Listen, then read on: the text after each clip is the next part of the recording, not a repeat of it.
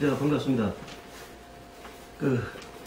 의회가 이제 개원된 지 벌써 이제 100일이 넘었고요. 그 사이에 초선임에도 불구하고 활발한 의전 활동을 하고 있는 걸로 저희가 이제 취재 과정에서 파악되고 있습니다. 그래서 뭐 여러 가지 많은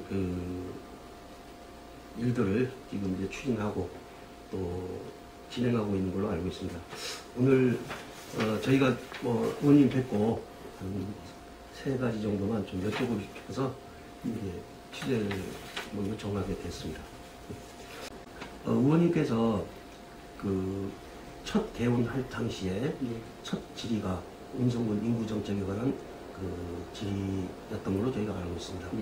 그 부분에 대해서 앞으로 음성군의 15만 음성시 건설을 위한 인구 증가 정책은 어떤 방향으로 가야 될지 위원님 고견을 좀 말씀 좀 해주십시오.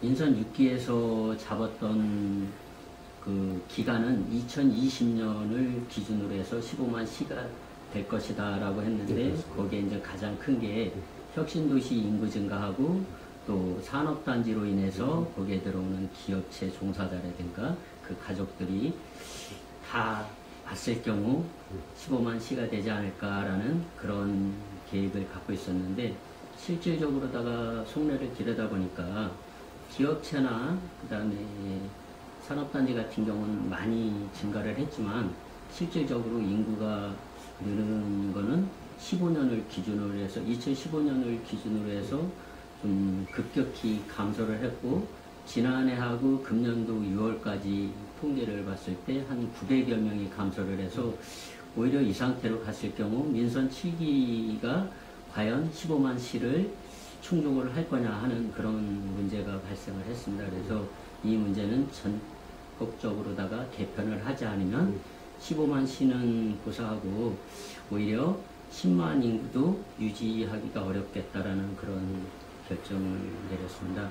그래서 실질적으로다 보면은 산단을 통해서 인구 유입을 할 수 있는 거는 한계가 있다는 게, 거기에 따른 정주 여건이라든가 기반 시설이 같이 돼서 뭐 택지 개발이라든가 공동주택을 짓고 또 그분들이 거기에 살면서 뭐 교육을 시킬 수 있는 어떤 여건이 돼서 계속 이주를 해올 수 있는 그런 시설이 있어야 되는데, 그런 게 없다 보니까 음성군 같은 경우 교통편도 좋고 도로망이 잘 돼 있어서 오히려 인접한 그 대도시로다가 유출이 되는 그런 기현상이 지금 나타나고 있습니다. 이전을 해오려면 교육 여건이 돼야 이주를 해서 여기에 안착을 할 텐데, 그런 거를 하기에는 조금 무리가 있다라고 봐서 그 문제 해결할 수 있는 방안을 지평부에서 좀 더 심도 있게 검토를 하고 찾아봐야 될 것 같습니다. 귀농귀촌팀이 만들어지면 어떤 효과가 있을 것이고 앞으로 어떤 행정적 활동을 해야 되는지 그 부분에 대해서 좀 말씀 좀 해주십시오. 네, 제가 이제 귀농귀촌팀의 필요성을 의회에서 이제 건의를 해서 다행히 내년도 1월달에다가 조직 개편이 되는데 거기에 귀농귀촌팀이 신설이 됐습니다. 네. 그래서 이제 그거에 맞춰서 귀농귀촌에 대한 조례를 만들어야지 될 필요성이 있어서 현재 이제 귀농귀촌팀 지원 조례를 지금 법적 검토를 지금 하고 있습니다. 그래서 법률 검토가 끝나면은 한 다음 회 정도에 다뤄지지 않을까 하고 이렇게 예상을 하고 있고요. 그렇게 됐을 경우 이제 몇 가구 이상 들어오게 되면은 거기에 따른 이제 제반 시설이라고 해서 도로라든가 전기, 수도 이런 거를 지원해 줄 수 있는 법적 근거를 지금 마련합니다. 조례를 현재 지금 준비하고 있습니다. 예, 준비 절차에 지금 있습니다. 지난 임시 본회의 때 의원님께서 이제 미등록 경로당에 대해서 지방 음성군이 지원해 줄 방안을 모색하는 질문을 해주신 걸 참 고맙게 생각하고요. 그 부분에 대해서 좀 말씀을 좀 해주십시오. 네. 그때 당시에 이제 현장에 갔다 와서 담당 부서하고 현장을 했습니다. 담당 부서에서 바로 그 더운데도 불구하고 현장 실사를 다녀왔고, 그곳 외에 음성군 관련 미등록 경로당이 16개소가 있어요. 그래서 이제 16개소를 다 돌아다니면서 거기에 따른 문제점이나 지원할 수 있는 방안을 지금 찾고 있고요.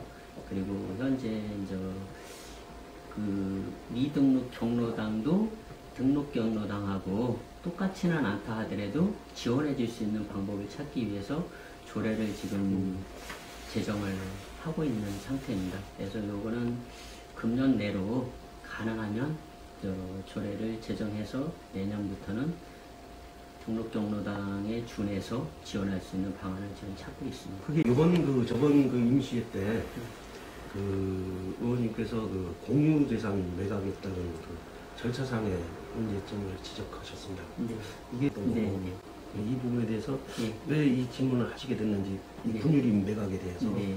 좀 국민들이 좀 알기 쉽게 좀 설명 좀 해주시죠. 그러니까 군유재산인데도 불구하고 산단에 포함됐다라는 그런 틀 안에서 하다 보니까 의회하고 소통이 좀 잘 안 됐었습니다. 근데 제가 지적했던 부분은 산단 안에 들어있다가 제척이 된 부분도 있는데 그런 부분이 있었을 때 서로 소통이 잘 됐으면은 원만히 가는데 소통이 좀 단절이 되다 보니까 이게 계속해서 산단은 추진을 해야지 되는 부분인데 의회에서 좀 이게 멈춘 것 같은 그런 느낌이 들어서 앞으로는 서로 소통을 좀 했으면 좋겠다라는 취지로 다 질문을 드렸던 겁니다. 알겠습니다.